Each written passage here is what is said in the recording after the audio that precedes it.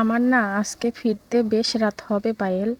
এই যে সুদীপাত আমাদের অফিসের সিনিয়র, ওনার মেয়ের আজ 1 বছরের জন্মদিন।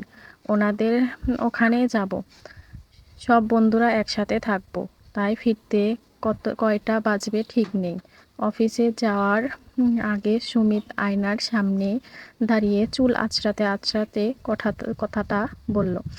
পায়েল তখন খাটের ওপর সুমিতের অফিসের ব্যাগটা গুছিয়ে রাখছিল। সুমিতের কথা শুনে হাতটা থামালো, একটু স্তব্ধ হয়ে বলল, সুদীপাত্র সেদিন বাড়িতে এসে আমাদের দুজনকেই যেতে বলছিল। আমি তাহলে তৈরি হয়ে থাকবো? সুমিত চিরুনিটা ড্রেসিং টেবিলের ওপর রেখে পায়েলের দিকে দিকে ঘুরল।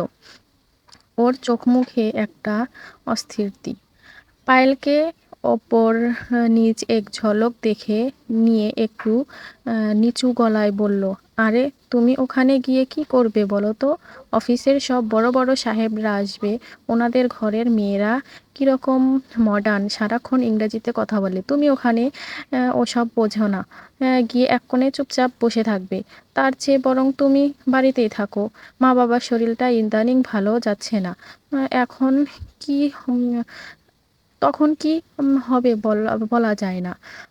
তার চেয়ে তুমি বাড়িতেই থাকো। পায়েলের হাত থেকে সুমিতের ওয়াটার বোতলটা প্রায় পড়েই যাচ্ছিল, কোনো মতেই সেটা ব্যাগের ভিতরে ঢুকিয়ে দিল। এই প্রথম নয়, গত 3 বছর এরকম বহুবার হয়েছে। সুমিতের বন্ধুদের আড্ডা হোক বা অফিসের কোনো অনুষ্ঠান হোক, সব জায়গাতেই সুমিত ওকে এভাবে বাড়িতে রেখে যায়। প্রথম প্রথম পায়েল ভাবতো সত্যি হয়তো সুমিত ওর সুবিধার কথাটা ভাবছে, কিন্তু আস্তে আস্তে ও আসলেই সত্যিটা বুঝে গেছে। ও ইংরেজিতে কথা বলতে পারে না, দামি ব্র্যান্ডের পোশাক পরে কায়দা করতে পারে না, তাই সুমিত ওকে সবার সামনে নিয়ে যেতে লজ্জা পায়। সুমিতের চোখে ও বড্ড ব্যাকডেটেড আর আনস্মার্ট। পায়েল আর কোনো তর্ক করল না, শুধু খাটের ওপর থেকে ব্যাগটা তুলে সুমিতের দিকে এগিয়ে দিয়ে বলল, তোমার ব্যাগ। সুমিত ব্যাগটা নিয়ে একবার পায়েলের মুখের দিকে তাকালো। পায়েল মুখটা একদম শান্ত, সেখানে কোনো রাগ বা অভিমানের চিহ্ন নেই।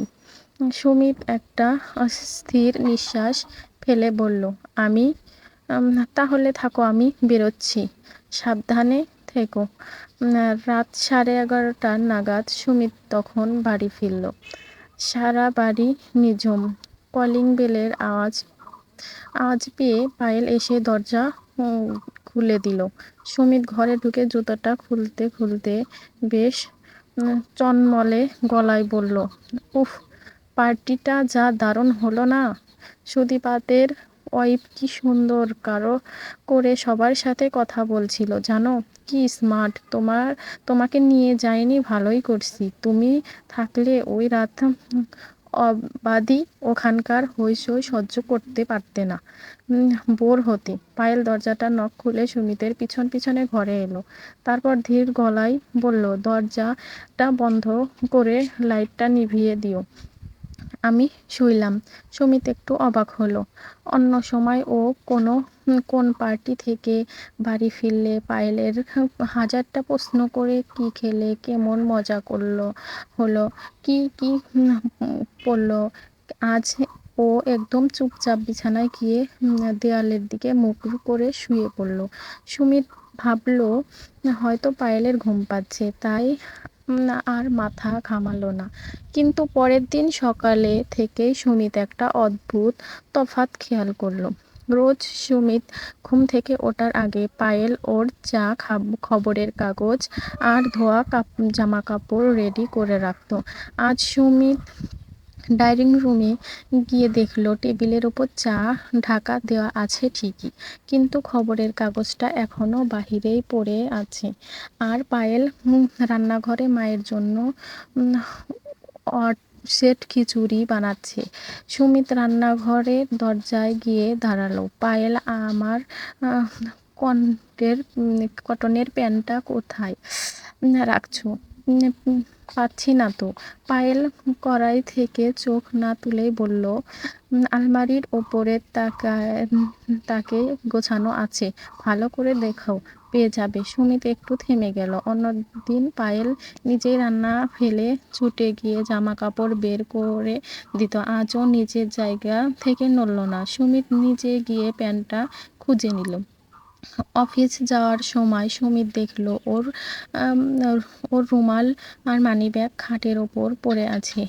রোজ উম, রোজ পায়েল এগুলো ওর হাতে তুলে দেয়। সুমিত ব্যাগটা কাঁধে নিয়ে বলল, পায়েল, আসছি। রুমালটা টেবিলে রাখলেই পারতে, খাটের ওপর পড়ে আছে। পায়েল তখন ঘর মুছছিল। ও সোজা হয়ে দাঁড়িয়ে শান্ত মুখে বলল, তোমার জিনিস তুমি প্যান্টে পরে নিলেই পারো সুমিত। আমি তো আর অফিসে যাচ্ছি না। সুমিত হ্যাঁ করে পায়েলের দিকে তাকিয়ে আছে। পায়েল গলার আওয়াজ কোনো রাগ ছিল না, ঝগড়া করার কোনো মানসিকতাও ছিল না, একদম সাধারণ একটা কথা। কিন্তু সুমিতের মনে হলো পায়েল এই শান্ত রূপটা যেন চেনা, পায়েলের যে অনেক বেশি অচেনা। ও আর কিছু না বলে তড়িঘড়ি করে থেকে বেরিয়ে গেল। দিনগুলি নিজের নিয়মেই কাটছিল। সুমিত প্রথম প্রথম পায়েলের এই বদলে যাওয়া নিয়ে একটু খটকা লাগলো। আস্তে আস্তে ও অভ্যস্ত হয়ে গেল। ও ভাবলো, যাক বাবা, ঝুটঝামেলা তো নেই। পায়েল আর কোথাও যাওয়ার জন্য বায়নাও ধরে না, বন্ধু বান্ধবদের নিয়ে খাঁচা খোঁচায় না, নিজের মতো থাকে। সুমিত নিজেই অফিস পার্টি আর বন্ধুদের আড্ডা নিয়ে মেতে রইল। কিন্তু পায়েল ওই শান্ত হয়ে যাওয়ার আড়ালে নিজেকে অন্যভাবে তৈরি করছিল। সংসারের খুঁটিনাটি কাজ যা ও আগে একদম নিখুঁতভাবে একা হাতে করত, যেমন সুমিতের জুতা পালিশ করা, ওর জামা কাপড় বোতাম ছিঁড়ে গেলে তখনই সেলাই করে দেওয়া, বা সুমিত অফিস থেকে ফেরার ঠিক 10 মিনিট আগে গরম পানি টিফিন তৈরি করা, যেসব ও আস্তে আস্তে কমিয়ে দিল। ও নিজের জন্য সময় বের করতে শুরু করলো। একদিন দুপুরে শাশুড়ি মা ঘুমিয়ে পড়ার পর পায়েল আলমারির একদম নিচের তাক থেকে একটা পুরনো প্লাস্টিকের ব্যাগ বের করলো। ওটার ভিতরে একটা মরিচে ধরা পেঁচি, কয়েকটা সুতার রোল আর একটা পুরনো সেলাইয়ের বই ছিল। বিয়ের আগে পায়েল বেশ ভালোই সেলাইয়ের কাজ জানতো। ব্লাউজ আর কুর্চি কাটিয়ে ওর হাত খুব ভালো ছিল। কিন্তু এই বছরে সুমিত আর ওই সংসারের চক্রে এসব ছুতো সূচের কথা ভুলেই গেছে। পায়েল বাক্সটা নিয়ে এসে বারান্দায় বসলো। একটা পুরনো সুতির শাড়ি বিছিয়ে ও বুকের দেখে মাপজোক করতে লাগলো। ঠিক তখনই শাশুড়ি মা ঘরে থেকে বেরোলেন। পায়েলের কাণ্ড দেখে উনি একটু অবাক হয়ে বললেন, কি করছো বৌমা? দুপুরবেলা ওসব কি ছাড়তে বসছো? পায়েল মুখ তুলে হাসলো, বলল, মা, ভাবছি একটা দর্জির দোকান যাব। পাড়ার ওই মোড়ের মাথাটায় যে রমাদির দোকানটা আছে না, ওখানে গিয়ে একটু খোঁজ নেব। শাশুড়ি মার কপালে হাত ঠেকিয়ে বললেন, দর্জির দোকান কেন? আবার নতুন জামা বানাবে? পায়েল বলল, না মা, নিজের জন্য নয়, রামাদি এক হাতে অত ব্লাউজ চুড়িদার বানাতে পারে না, একজন লোক খুঁজতেছিল। আমি ভাবছি আমি ওখানে গিয়ে 2 ঘন্টা কাজ করব। হাতাটা তো তৈরি আছে, একটু প্র্যাকটিস হয়ে যাবে। শাশুড়ি মা কিছুক্ষণ চুপ করে পায়েলের মুখের দিকে তাকিয়ে রইল। পায়েলের চোখে একটা জেদ দেখতে পেলেন উনি। তিনি আর বাধা দিলেন না, শুধু বললেন, সংসারের কাজ সামলে করতে পারলে করো, সুমিত যেন আবার অশান্তি না করে।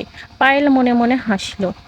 সুমিতের অশান্তি করার মতো সময় কোথায়? ও তো নিজেই দুনিয়ায় ব্যস্ত। পরের সপ্তাহ থেকেই পায়েল রুটিন বদলে দুপুরে 2টা থেকে বিকেলে 4টে 4টে ওই সময়টা ও রামাদির দোকানে গিয়ে বসতো। প্রথম হাতটা একটু কাঁপছিল, কিন্তু কয়েকদিনের মধ্যে ও রামাদির দোকানে সবচেয়ে ফিনিশিং কাজ করা কারিগর হয়ে উঠল।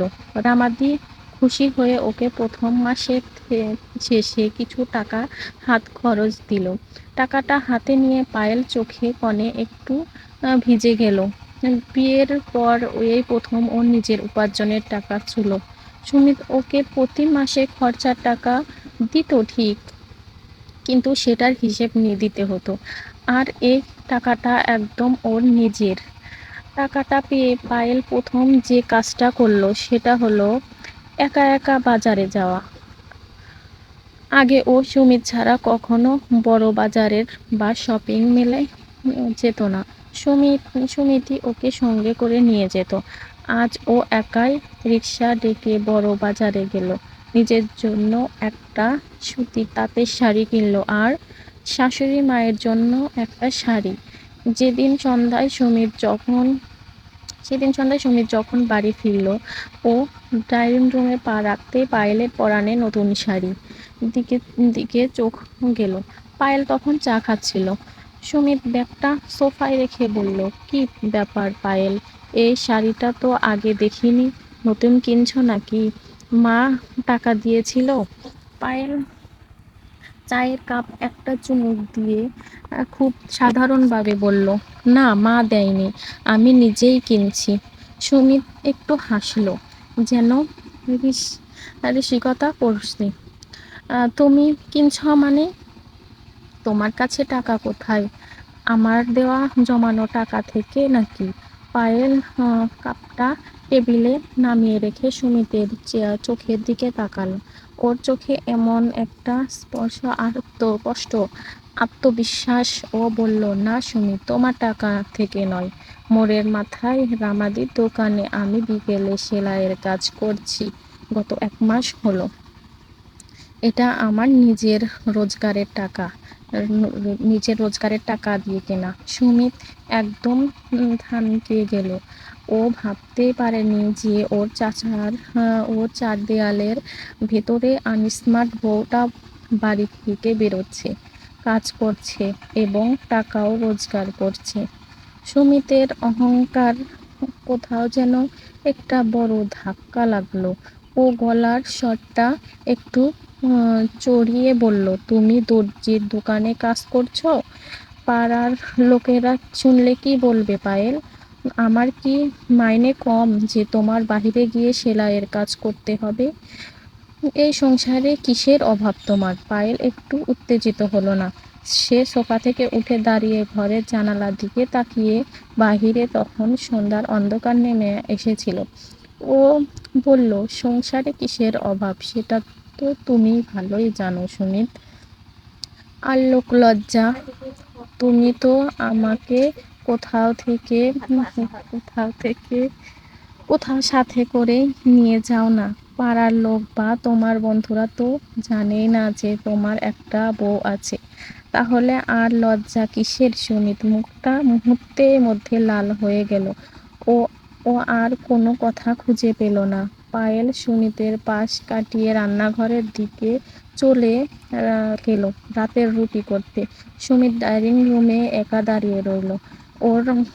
ওর মনে হতে লাগলো পায়েলের এক সমৃদ্ধি হয়ে ওঠার দূরত্বটা ও হয়তো আর কোনোদিনও পার করতে পারবে না।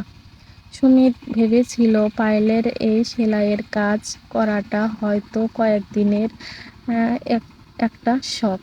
ও 2-4টে টাকা হাতে পেয়ে শখ মিটে যাবে, তারপর আবার জেগে সেই কিন্তু ওর ধারণাটা একদম ভুল ছিল। পায়েল যেন দিন দিন আরো বেশি নিজের মধ্যে মগ্ন হয়ে যেতে লাগলো। রোজ বিকেলে নিয়ম করে ও রামাদির দোকানে যেত। এখন আর ও শুধু সাধারণ ব্লাউজ বা চুড়িদার বানাতো না, ইউটিউব দেখে নানান রকমের নতুন নতুন ডিজাইনের কাটিং শিখছিল। পায়েলের হাতের কাজ এত সূক্ষ্ম আর সুন্দর ছিল যে পাড়ার মেয়েরা থেকে শুরু করে একটু বয়স্ক মহিলারাও লাইন ধরে পায়েলের থেকে জামা কাপড় বানাতে চাইতো। রামাদি পায়েলের এই গুণ দেখে ওর পারিশ্রমিক অনেকটাই বাড়িয়ে দিল। এর মধ্যে একদিন সুমিতের এক বন্ধুর বিয়ের নিমন্ত্রণ এলো। সুমিত অফিস থেকে ফিরেই ডাইনিং রুমে সোফায় বসা পায়েলের সামনে একটা নিমন্ত্রণ কার্ড ছিঁড়ে দিল। আগামী রবিবার শাওনের বিয়ে, সবাই যাচ্ছে। মা বাবাকে বললাম ওনারা এই বয়সে অতদূর জার্নি করতে পারবে না, তুমি রেডি থেকো, দুজনে একসাথে যাব। সুমিত বেশ চড়া গলায় বলল, যেন ও পায়েলের ওপর একটা মস্ত বড় দয়া করছে। পায়েল কার্ডটা হাতে বাড়িয়ে নিল না, জাস্ট একবার চোখে